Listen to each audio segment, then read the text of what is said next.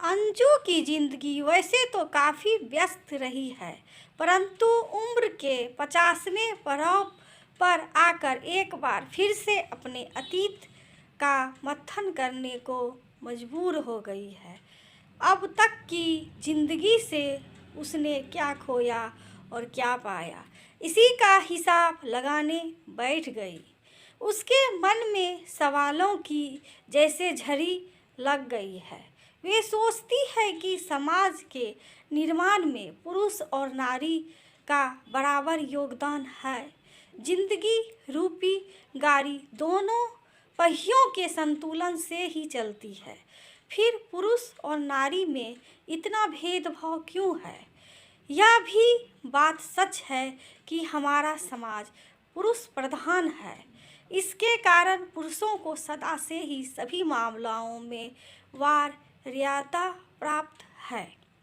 उसी समय उसके पति नीरज की आवाज़ से उसकी सोच पर विराम लग जाता है।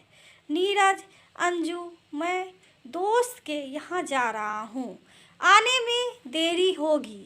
अंजू चाहकर भी नहीं कह पाती है कि छुट्टी दिन दिन मेरी भी ख्वाहिशें रहती है।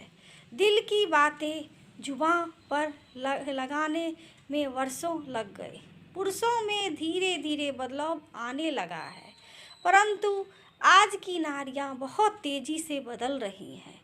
पुरुष उनके बदले हुए रूप से चमत्कृत है। अकेलेपन में एक बार फिर से अंजू को पुरानी यादों ने घेर लिया। अंजू भी अपनी बहू, बेटी और दामाद के बदलते रूप से आश्चर्यचकित है। जब उसकी बेटी अक्षरा ने अकेले विदेश जाकर नौकरी करने का फैसला किया तो वह सहम सी गई, परंतु दामाद ने उसे प्रोत्साहित देते हुए कहा, अक्षरा, तुम पहले जाओ, मैं बाद में आने की कोशिश करता हूँ। बिना भावुकता के बंधन में बंधे अक्षरा विदेश चली गई। कुछ दिनों बाद दामाद भी वहाँ चले गए। उसे दामाद के रूप में बदलते हुए पुरुष को देखकर अच्छा लगा। अंजू खुद को इतनी पढ़ी लिखी होने पर भी अन्य शहर में सरकारी नौकरी लगने पर भी नहीं जा पाई। पति, पिता और ससुर सभी ने एक ही स्वर में कहा कि अकेले दूसरे शहर में नौकरी नहीं करेगी। उसमें भी विरोध करने का साहस कहाँ था। वहाँ तो इतने भी खुश थी कि उसे दादाजी और पापा जैसे संकुचित विचार वाले पति नहीं मिले। अनायास ही अंजू 4 पीढ़ी के पुरुषों के व्यवहार का तुलना करने लगी। उसके दादाजी किसान थे तथा कम पढ़े लिखे थे। दादाजी बेटियों और पोतियों को पढ़ाने के बिल्कुल पक्षधर नहीं थे, जिसका परिणाम यह हुआ कि तीनों बुआ बस चिट्ठी पत्री भर पढ़ पाई।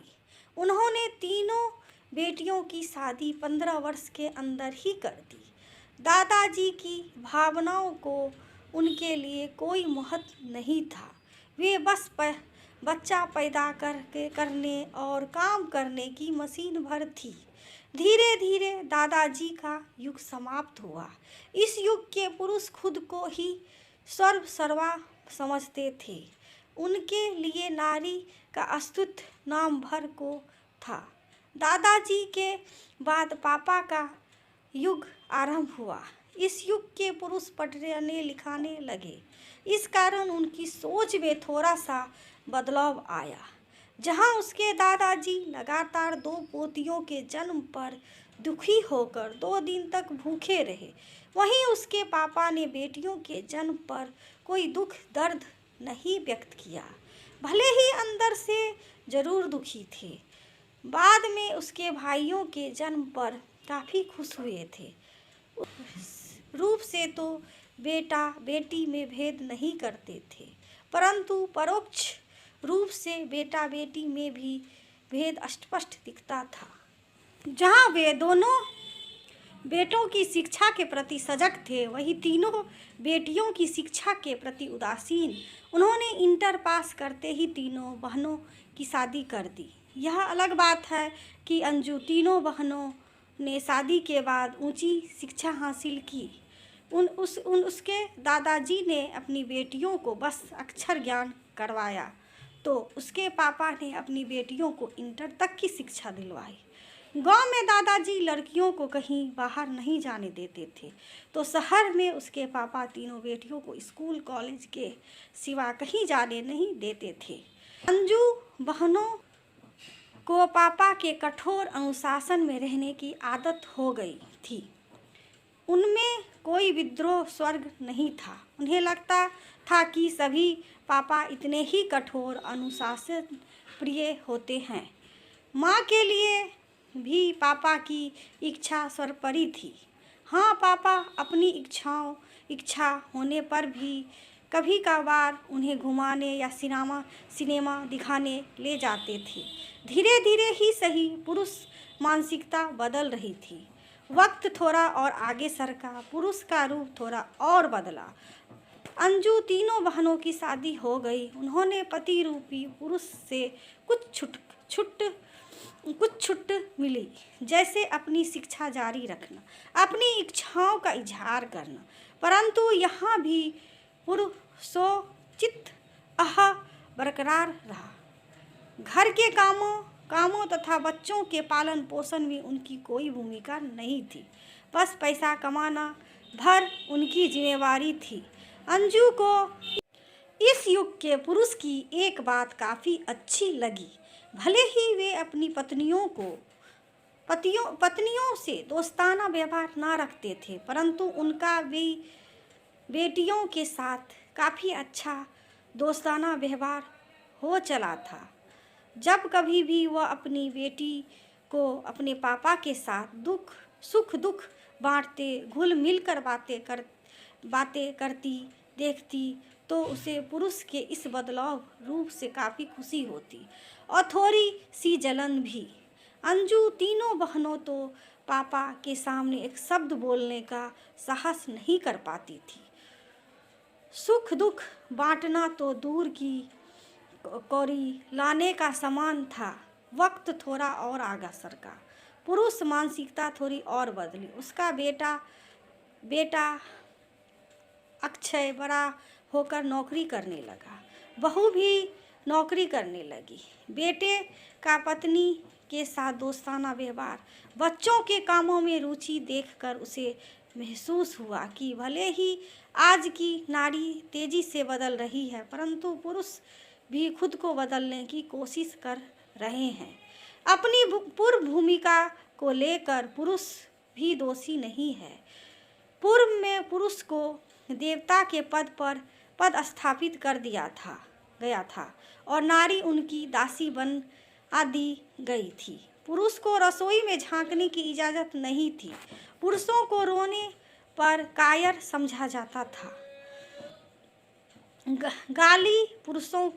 गलती पुरुषों की नहीं है, गलती पुरुष प्रधान समाज की है, जिसने पुरुष को ढेर सारे षड्यंत्रों में जकड़ रखा था। वे अपना स्वाभिमान रूप भूल चुके थे। पुरुषोचित दबंग और अहंकार उन पर हावी हो चुका था। आधुनिक समय में नारियों ने पुरुष को एहसास दिलाया कि वे भी नारी की तरह घर और बाहर दोनों जगह की जिम्मेवारियां उनकी भी है। कुछ पुरुष तो बदलते माहौल में खुद को ढालने की कोशिश कर रहे हैं। कुछ पुरुषों को समझ में आ रहा है कि देवत्व के आसन पर विराजमान रहने से अब काम नहीं चलेगा। यथार्थ की जमीन पर उतरकर नारियों को बराबरी की भागीदारी देनी ही होगी। उसी समय अंजू के पति घर में प्रवेश करते हुए कहते हैं, अंजू, आज छुट्टी दिन रात में तुम्हें सिनेमा दिखाकर लाता हूँ। अंजू मन ही मन मुस्कुराते हुए सोचती है कि उसके पति भी देर से ही परंतु आवश्यक बदल रहे हैं। दोस्तों, ये कहानी आप सभी को कैसे लगी?